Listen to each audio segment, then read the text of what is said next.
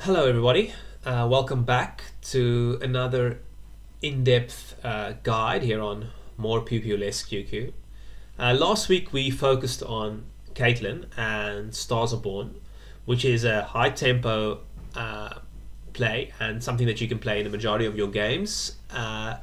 But in the comments I was asked if this is a good strategy for lower ELO players, like someone who's looking to climb out of gold or plat, get to diamond, or get to masters. And I don't necessarily think playing Stars is Born or tempo is the best way to go at the moment. What I think the best legend to play is going to be Aurelian Soul. And today we're going to dive into a how to play his prismatic augment. So I will do a follow-up video on how to play Patient Study, but it's very important when you pick your legend that you know and have a game plan for your prismatic and your gold augment, as the majority of games are going to have one of those two augments, and that's the reason why you want to play the specific legend. So let's look at Aurelian Soul and specifically Level Up. So Level Up has a 10% chance of occurring in stage 2-1. It has a very high win rate. I think it's the best augment in the game, prismatic augment in the game. And I was waiting for the patch notes to come out, and this is now for patch 13.15, which will be releasing on Wednesday. I'm recording this video on Monday, and nothing out of the strategy is being touched. And the most OP prismatic augments, which are currently Shadow Isles prismatic and the Noxus prismatic, I think it's the Heart or whatever it's called, those are being nerfed. So Level Up and the Aurelian Soul strategy is not being touched, and the only thing that's going to change is Ari is getting a I would say a smallish nerf, but regardless, the fundamentals behind playing Level Up is going to stay the same. So number one, it says here that you only get Level Up in 10% of your games. Why would we care about that? Well, that's not really how it works. How it works is you have a 10% probability of getting Level Up, all things being equal, but that doesn't take into account portals. And Jace's workshop and the university are the most popular portals because people love prismatic games. So you are getting Level Up, in my experience, more like 20 to 25% of games. And the other reason why you need to know how to play Level Up is when you do get the chance to play Level Up, that's where you're going to be getting your LP from, right? Because you're going to turn Level Up into a top 2 or a top 3 every single time. And in this video, I'm going to show you how to do that. So, firstly, before we jump into the presentation, which we're doing a presentation as well as some gameplay, and I'm gonna mix in between the two. So I've recorded a game and I've made a presentation for the strategy. So let's just firstly take a look at Meta TFT, and there's a new feature in Meta TFT which is called one tricks. So I've been looking at some one trick stats, and unfortunately I don't have the unlimited version of Meta TFT, but you'll notice on the one tricks that there's new guys here every single day, but they're all one tricking, right, through Ionia, Invoker, Bastion builds. So what does that mean, right? Well, that means they're just trying to force an endgame board that looks something like this. And if you take a look here at a player that's doing this, you'll see that he is building AP items every single game, right? AP items. He's not building AD carry items. And even here, maybe in this game, he was looking to flex AP items and just got given the Void stable evolution and decided to play that line. But for the most part, this player every single game is just forcing best in slot Ari and then building utility items. and this is a high challenger player on Korean server. So at least, okay, well, GM, right? 600 LP, so close to challenger. So what I want to talk about today is not this board. Everyone has made a video about the Fast 9, Dragonking, play around Ari, play around legendaries, etc., right? That's not what we want to learn today. What you want to know is your core units that you're going to be playing around are these 4, right? I think there was 2 shades on the board. Anyway, are these 4, and everything else you're just going to be playing strongest board. So I don't want to go too much into explaining what we're going to do because there's gameplay for that. So let's go back to the presentation and start it off. So the first step of playing level up is vote for econ and prismatic portals. Now, not a lot to be explained here. Vote for the ones that give you prismatic augments, and vote for portals that will give you gold and help your economy. Okay, let's talk about greeting for econ and how you want to play the early game. So the first thing to know is you're down a prismatic augment. So all things being equal, you should not be able to win spree throughout the early game, throughout stage 2. What you do want to do is you want to decide on stage 2-1 whether or not you're going to be trying to win rounds or whether you're going to be trying to full open. And I think at this point I'm going to jump into a game replay, a VOD review, to show you exactly what I mean. So this is a game I played in Plat 1 yellow, and I decided I have to mute the sound because I was recording it and I was talking to my friend on Discord, and I realized I muted my mic but his sound came through. So fortunately I can't play this one with sound on, so it's going to be a little quiet in the background. But anyway, we start off on stage 2-1 here with the level up augment, obviously, and we have a gold opener, which means we got dropped a bunch of units and no items, as well as a duplicator, which isn't ideal, but we're gonna use it to the best of our ability. So immediately here I should identify that this is not a spot we want to be playing to win. We don't have a strong front line, we don't have any synergies except for Deadeye, and yeah, we can't slam any items. So I should not be pressing the level up button here, because if I were to level, the correct decision would be to press 2 times, so we gain 14 XP, and so we can be level 5 and play to try to win as many rounds as we can. However, what I end up doing is I end up thinking, oh, I'm just gonna make 10, level up once, and try to lose but not take a lot of damage. I don't think that's correct, but regardless, that is what we do here, I think.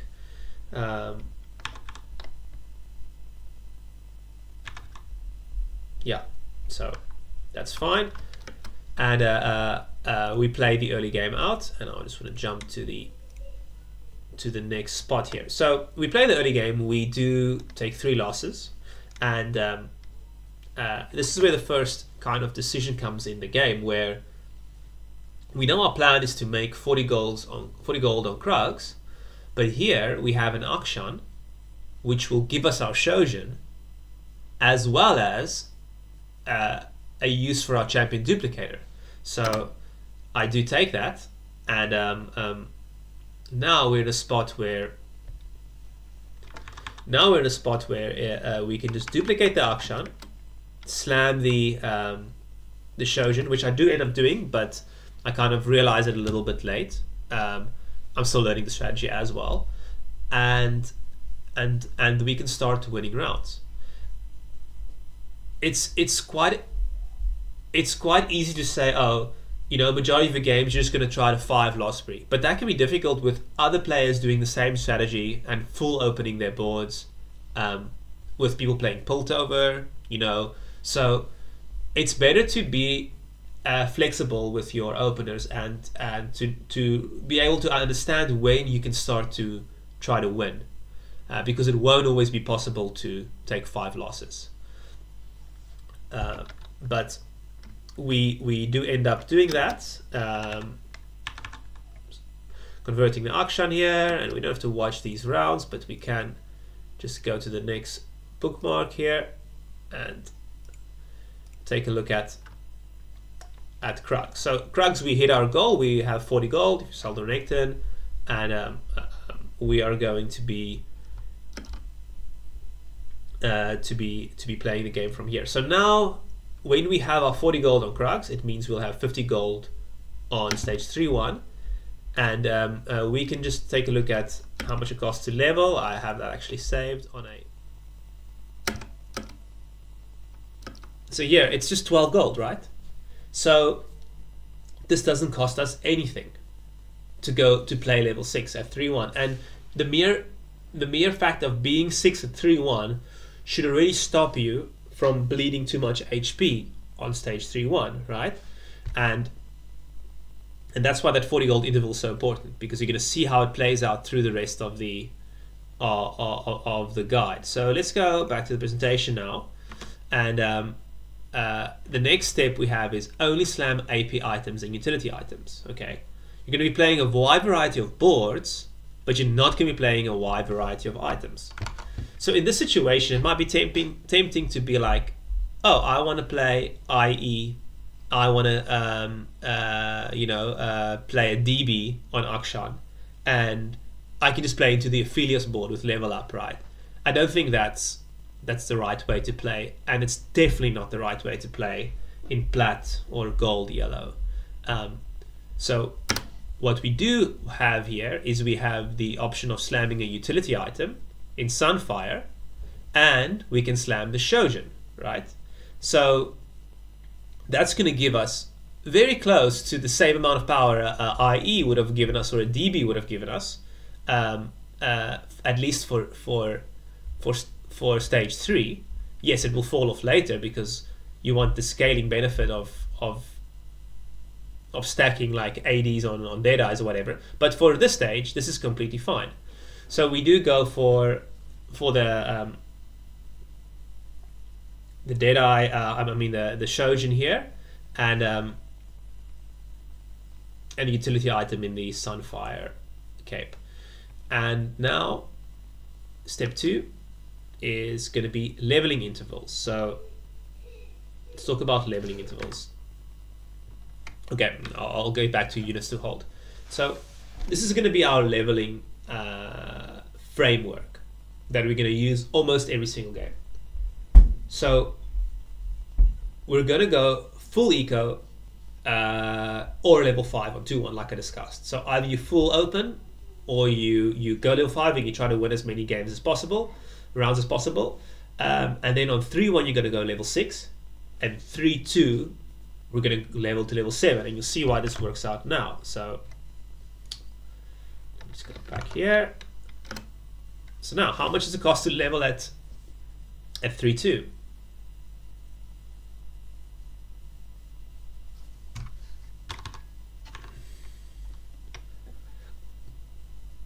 So we'll we're never taking ASOL's 3-2 or 4-2 augment in this guide. I'll have a slide about that later explaining that, but just so you know, those augments are trash. You should not be playing them. Okay, so now our next sorry, let me just go over here. So this is our next interval. Well, we haven't done anything special this game. We took a bunch of losses on stage 2, and we've got a 3-win spree, but I mean that's given us like what, 1 or 2 gold. So this is you can replicate this without having a 3-win or a 3-loss or whatever it is that I had in this game. But I mean, there's just 20 gold to go to level 7 here. So we do that, and we have 33 gold and level 7 at 3-2. So now we get to add another unit, and now our prismatic augments actually started to count for something, right? Because everyone else is stuck on level 6, and we have a whole extra unit to play with. Now notice we're not touching the reroll button, because that's the most important part of the pre-level 8 game here with this guide, is you do not reroll. So we're gonna be looking at the other level intervals in a bit here, but the only thing that's really flexible here is when you go to level 9. So let's go to my bookmarks, and I think here we have the so here we're on a 3-5, and this is typically when you're going to be pushing towards level 8. So let's say I wasn't 5 wins per year, and let's say I had taken a loss on stage 3 and we just had 50 gold here. Let's say we had 7 less gold in total. Well, it still cost us 32 to level up. So we're still going to be left with basically with 20 gold in the bank. So we just, once again, we push levels here on 3-5, and it works out really nicely because we have one extra XP, and now the whole plan is just to sit and greed for econ for the neutral rounds, because that's part of the guide, right? We want to maximize our eco for the neutral, so we stop spending money typically on stage 3-5 and try to get back up to 40 gold. And if you've gotten this far, you've already won the battle. Now typically you're not going to be at 79 HP. You might be at 40 HP or 45. But once you get to 3-5 and you're level 8, okay, your board is not weak, and you should be very, very stable at this point, even though you haven't rolled. Now,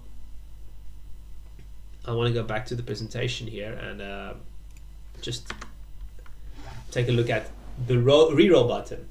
So we're not doing any roll downs at level 6 or 7. If you're not stable, okay, on 6 and 7, you're playing down a prismatic.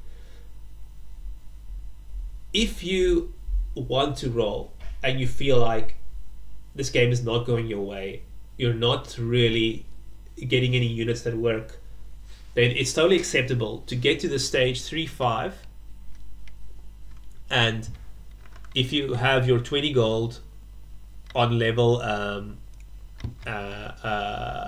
8 here, just send it down, see what you hit, play around a random. If you hit Aatrox Gwen, you play around that. Let's say you hit a Philios Taric and a Soraka with a Lysandra and a, you know, like the Freylor Deadeye board, you play around that. You just try to stabilize and you kind of reevaluate after that. That's an option, but ideally we want to be able to get to level 9. So if you do that, you're not gonna be getting many top 1s and top 2s, and you're kind of wasting your free LP, which is being ASOL and getting the prismatic game. So let's go back to the game here and let's see how I play it. So obviously this is a high roll spot. I'm on a 5 win spree, which I shouldn't be. Typically at this point is only where we're starting to get strong. So I think we can skip ahead maybe here and take a look at the next spot. Yeah, so here we're at 4-2.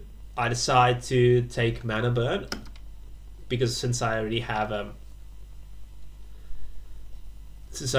another Shroud of Stillness that I can slam. And remember, utility items are our friend, since we're only prioritizing ARI items and utility items.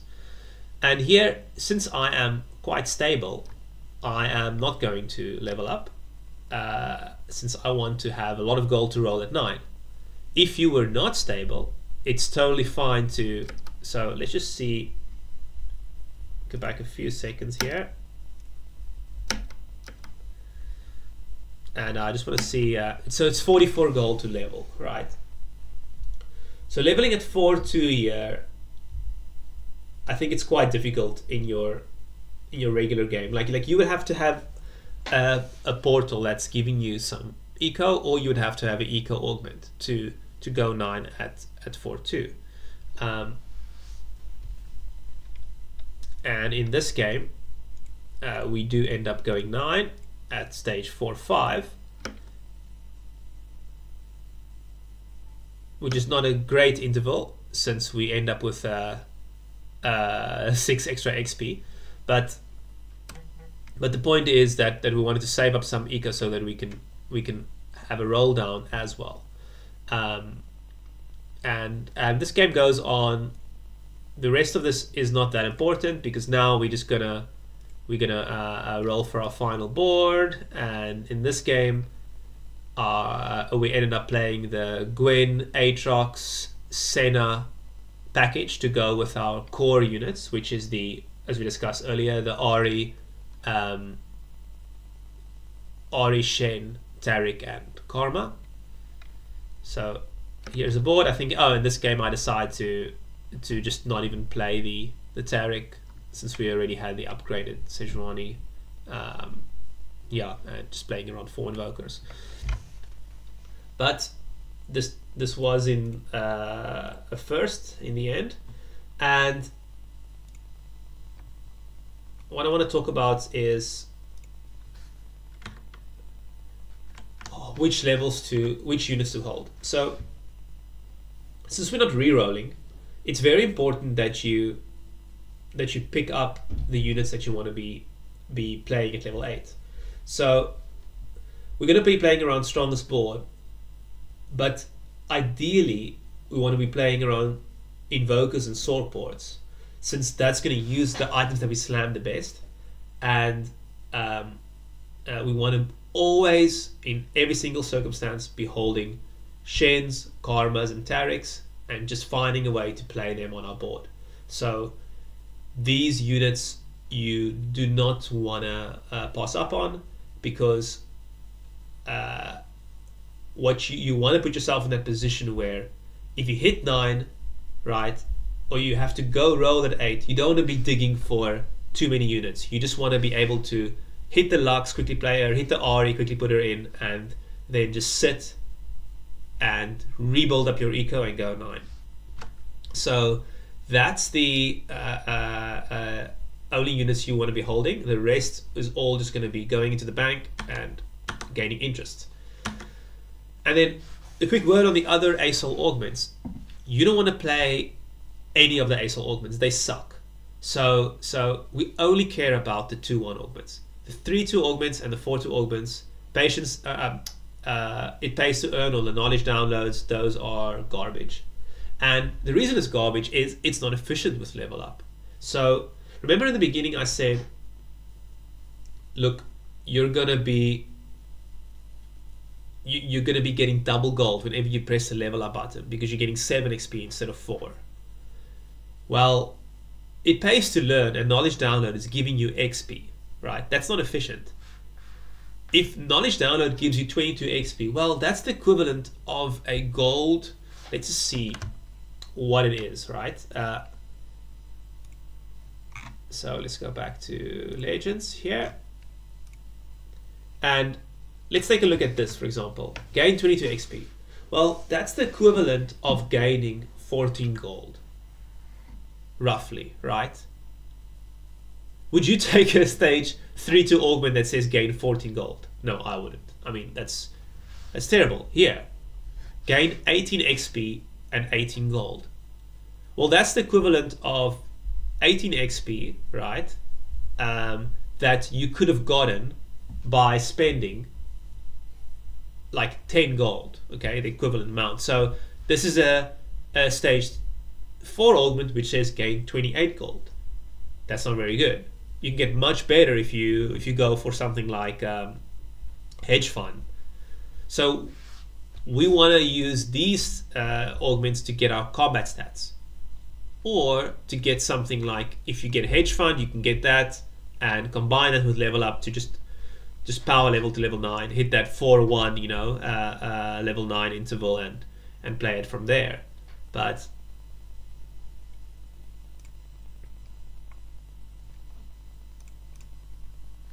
yeah, that's the word on his augments, and that's going to do it. So I'm going to do a follow-up video on patient study, but this is basically the entirety of how you want to structure your game and play around it pays to play around level up.